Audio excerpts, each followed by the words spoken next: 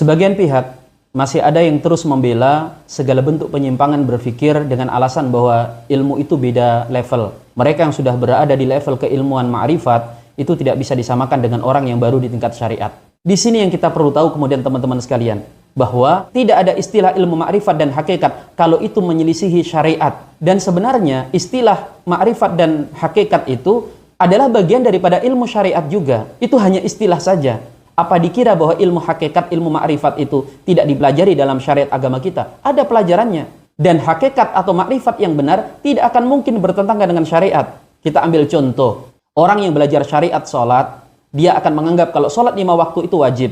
Artinya kalau dia mengerjakan, dia diberikan pahala. Kalau dia meninggalkan, dia akan kena dosa. Sehingga orang kadang tidak berani meninggalkan sholat karena dia takut dengan dosa tersebut. Mereka yang sudah ma'rifat itu akan menganggap sholat tidak wajib lagi. Nah, di sini ada pemaknaan yang baik, ada pemaknaan yang buruk. Yang benar adalah apa? Seseorang yang sudah mengenal hakikat sholat, dia tidak akan menganggap sebagai kewajiban, karena dia akan menganggap sebagai kebutuhan.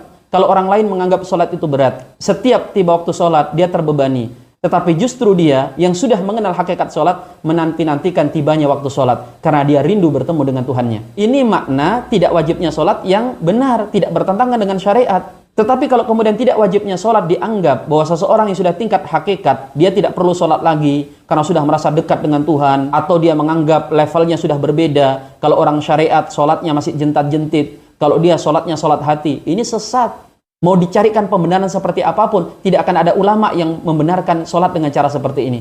Logikanya, kalau ada orang yang sudah tingkat hakikat, itu boleh tidak sholat, seharusnya orang yang pertama kali tidak sholat adalah Nabi Muhammad SAW dan juga para aulia dari para ulama-ulama terdahulu. Tetapi faktanya yang sampai kepada kita, Rasul itu sholat hatta tatafatara qadamah. Beliau sholat sampai kakinya bengkak. Yang selanjutnya, jangan kita mengira bahwa ulama yang setiap hari berbicara tentang bab tazkiyatun nufus, bab hati, atau bahasan-bahasan yang menjelimet, berarti dia ahli ma'rifat. Sedangkan ulama yang mengajarkan fikih, hadis, bicara bab akidah, kita anggap ini ulama syariat, levelnya masih level kulit. Jangan salah paham seperti itu.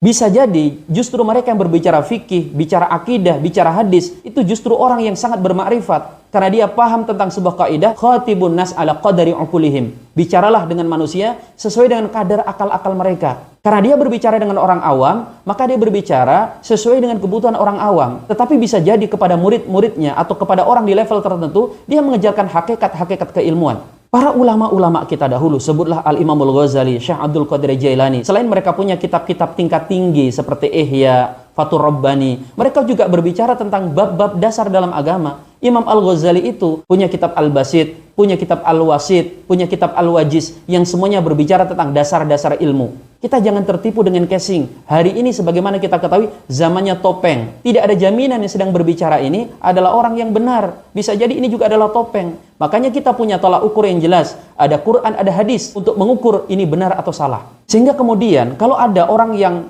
katakan benar-benar berhakikat, misalnya mengatakan bagi orang beriman sholat itu tidak wajib lagi. Maksud beliau adalah sholat itu kebutuhan. Tapi masyarakat awam menjadi salah paham, wajib bagi ustadz yang lain meluruskan. Berarti ustadz itu salah? Ya, ustadz itu mungkin saja salah karena dia tidak maksum. Loh, tapi kan kok nyalah-nyalakan ustadz yang lain? Yang dia salahkan bukan ilmunya, yang dia salahkan adalah metodenya. Yang dia salahkan adalah cara ustadz itu menyampaikan di tempat yang tidak tepat. Dan ustadz tadi yang dikoreksi, kalau benar-benar dia ma'rifat, walaupun dia benar, tujuannya benar, ilmunya benar, ketika dia salahkan, dia juga tidak akan baper. Kenapa? Karena dia sudah ma'rifat. Dia akan menganggap ketika dia disalahkan, dia memang tempatnya salah. Yang benar itu hanya Allah. Nah, itu kalau ma'rifat. Orang-orang soleh terdahulu, sekelas Umar bin Khattab, sekelas Ali bin Abi Thalib, itu dikoreksi dan biasa saja. Dan mereka itu menerima kesalahan tersebut dan mengakui kesalahan itu. Padahal kalau kita lihat secara hakikat, mereka tidak salah loh. Maka antum perlu tahu bahwa agama kita bukan agama khayalan yang bisa ditarik ke sana kemari mengikuti hawa nafsu seseorang. Agama kita ini ada tolak ukurnya, ada Al-Quran dan Al-Hadis. Mau dihakikati, dimakrifati seperti apa? Kalau ada orang mengucapkan kalimat yang meredahkan sahabat Nabi, kalau kemudian menyebut Ummul Mukminin, yang jelas disifati dalam Al-Quran sebagai ibunya orang-orang beriman, kemudian disebut mereka beragama selain agama Islam, dilihat secara syariat saja tidak benar, karena datanya tidak ada. Apalagi dilihat secara hakikat. Teman-teman sekalian, kalau Anda tidak takut dengan kesesatan yang akan menyesatkan Anda sendiri, mungkin dengan pertimbangan di akhir usia akan bertobat, takutlah Anda kepada dosa jariyah.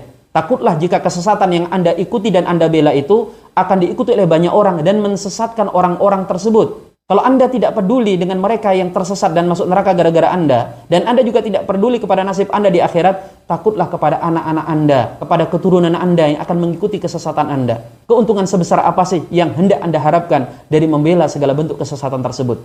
Mari kita saling menasihati. Semua orang bisa salah, setinggi dan sehebat apapun ilmunya. Apalagi orang yang sedang berbicara saat ini. Makanya kemudian kita punya tolak ukur yang bisa mengukur kebenaran dan kesesatan itu seperti apa. Jelas Rasul sallallahu alaihi wasallam bersabda, "Taraktu fikum amroin, ma in tamassaktum bihima lan tadilu abada." Aku tinggalkan kepada kalian dua perkara. Selama kalian berpegang teguh kepada dua perkara tersebut, kalian tidak akan tersesat selamanya. Kitabullah wa sunnatar rasuli, yaitu kitabnya Allah dan sunnah-sunnah Rasulnya.